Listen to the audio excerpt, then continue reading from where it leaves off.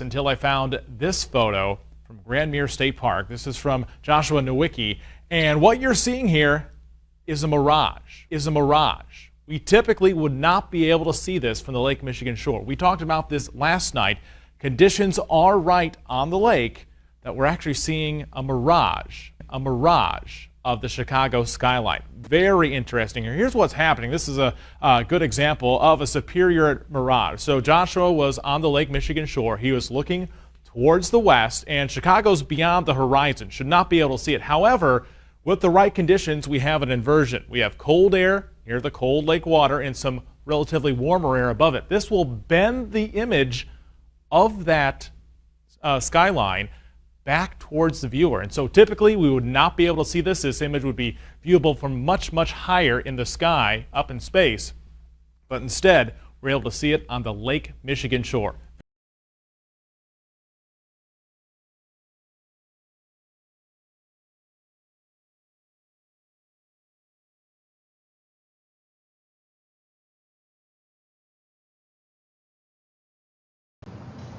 I want to be clear. I am willing to work with anybody. Republicans, Democrats, Independents, Libertarians, Greens, anybody.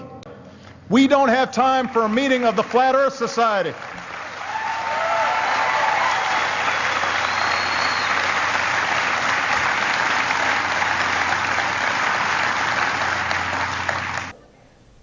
Let me tell you something.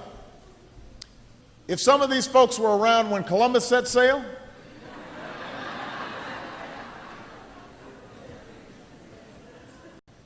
now, here's the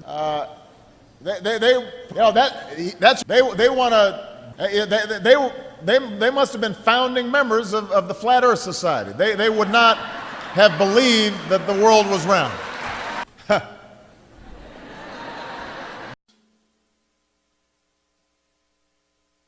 If I say that the world is round and someone else says it's flat, that's worth reporting. But you might also want to report on a bunch of scientific evidence that seems to support the notion that the world is round.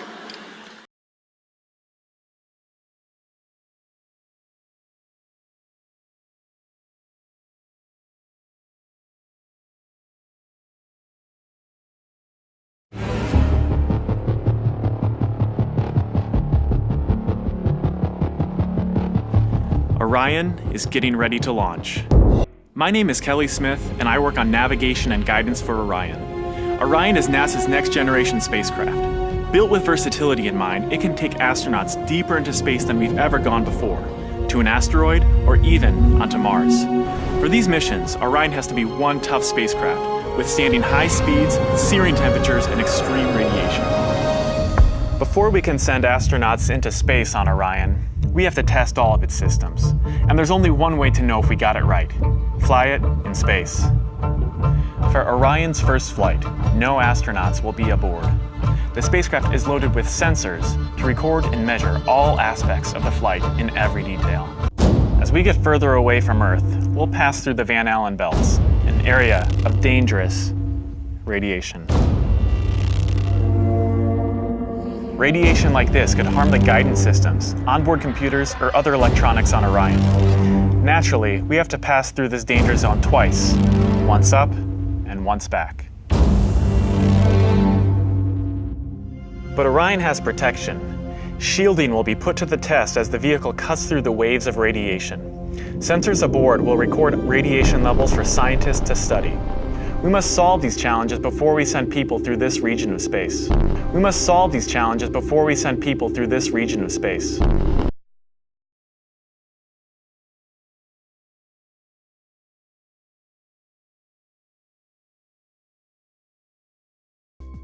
Then in 2002, Blue Marble 2.0. NASA's Rob Simon made this. And it had wide appeal too. For example, it ended up as the default background on the iPhone. I didn't even know until I bought an iPhone and turned it on and kind of did a little happy dance. Simon's job is... It's primarily taking data and making pictures out of it. That's what this is, a composite of data sets from several different instruments translated into a picture. To us, the really cool thing was the data set. Up until that point, There was no realistic color map of the globe anywhere. So the land layer here comes from the Moderate Resolution Imaging Spectroradiometer aboard Terra. And the tricky part here was the weather. So we actually had to take clouds out. They stashed the clouds for later, went onto the ocean. That came from an instrument that measures phytoplankton in the sea. Where it was low, I colored it dark blue because they're low mostly in mid-oceans. And then where it was a little bit higher, it was like a little bit brighter green. Then add the clouds back in. There's a small problem with it because there's a very slight gap in between each orbit. So some of those are painted on. It is photoshopped, but it's has to be.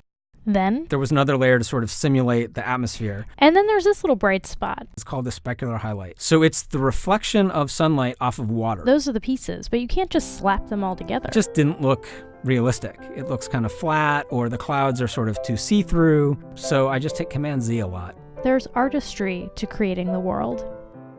What I imagine it to be. Unfortunately, I'm not an astronaut. I've never been to space. But I've looked at these images over and over again, trying to sort of get the essence of it.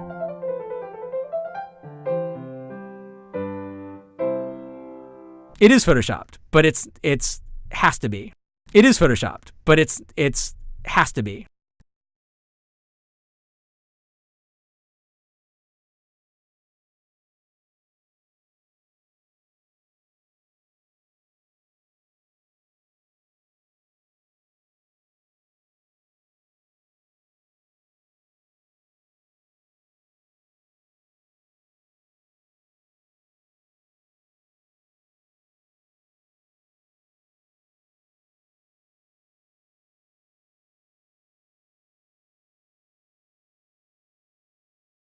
Newton said that if an object falls, it's because there's a mysterious force called gravity pulling it down. But you know, Isaac Newton himself was not satisfied by that. Objects move because they're pushed, not pulled. So what is pushing this? Newton didn't know. So Newton simply threw his hands up and said, I don't know, and said, I don't know. So I'm going to invent something called gravitational pull. What is gravity? You have no idea. Okay, next question. Wow. No, here's the difference. We can describe gravity. Okay. We can say what it does to other things. We can measure it, predict with it. But when you start asking, like, what it is, I don't know. I don't know. Science emerged. Of course, in a free society, you can and should think whatever you want. And if you want to think the world is flat, go right ahead.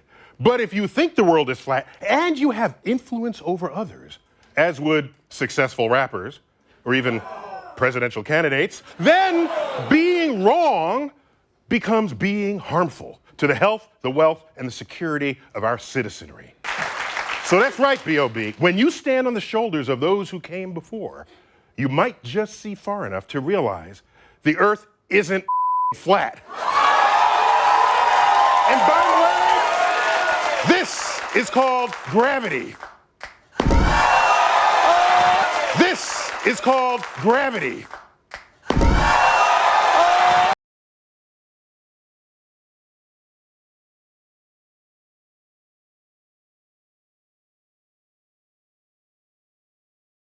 So you spin, when you spin pizza dough, it kind of flattens out. Yeah. Gets wider in the middle. And so Earth, throughout its life, even when it formed, it was spinning. And it got a little wider at the equator than it does at the poles. So it's not actually a sphere. It's oblate. And officially it's an oblate spheroid.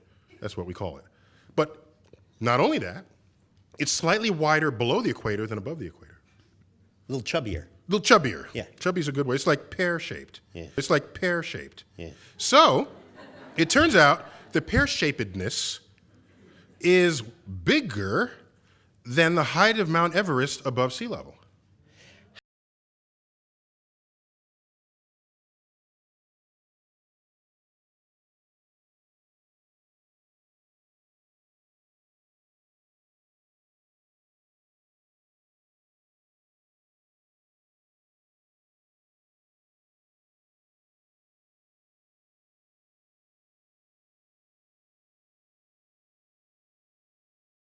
It is photoshopped, but it's has to be.